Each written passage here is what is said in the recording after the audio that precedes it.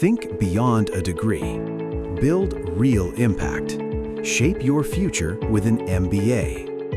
From IILM University.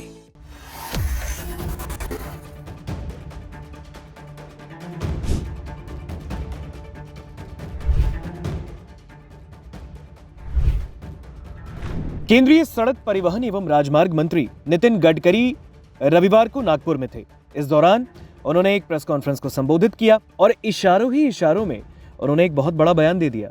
Nitin Gadkari ने कहा कि जब चीजें सुचारू रूप से चलने लगें तो अगली पीढ़ी को महत्वपूर्ण जिम्मेदारियां संभालनी चाहिए और पुरानी पीढ़ी को पद छोड़ देना चाहिए उन्होंने की।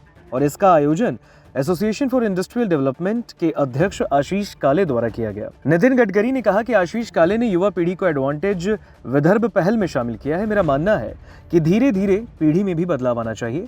आशीष के पिता मेरे मित्र हैं। अब हमें धीरे धीरे सेवानिवृत्त होना चाहिए और जिम्मेदारी नई पीढ़ी को सौंप देनी चाहिए। और जब ये व्यवस्था सुचारू रूप से चलने लगे तब हमें भी सेवानिवृत्त होकर कोई और काम करना चाहिए।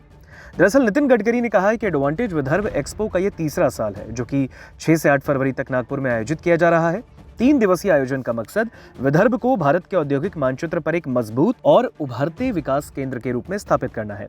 विदर्भ क्षेत्र में विभिन्न क्षेत्रों में बहुत अच्छे उद्यमी हैं।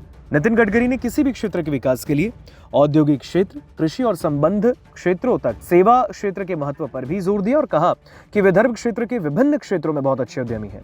उन्होंने कहा कि एडवांटेज विदर्भ एक्सपो में कपड़ा, प्लास्टिक, खनिज, कोयला, विमानन, लॉजिस्टिक्स, IT, स्वास्थ्य सेवा, फार्मास्यूटिकल्स, रक्षा, रियल एस्टेट, नवीकरणीय ऊर्जा और स्टार्टअप जैसे क्षेत्रों के उद्यमों की भागीदारी होगी। हालांकि जिस तरीके से नितिन गडकरी का बयान सामने आया, उन्होंने इशारों में बहुत बड़ा बयान दे दिया।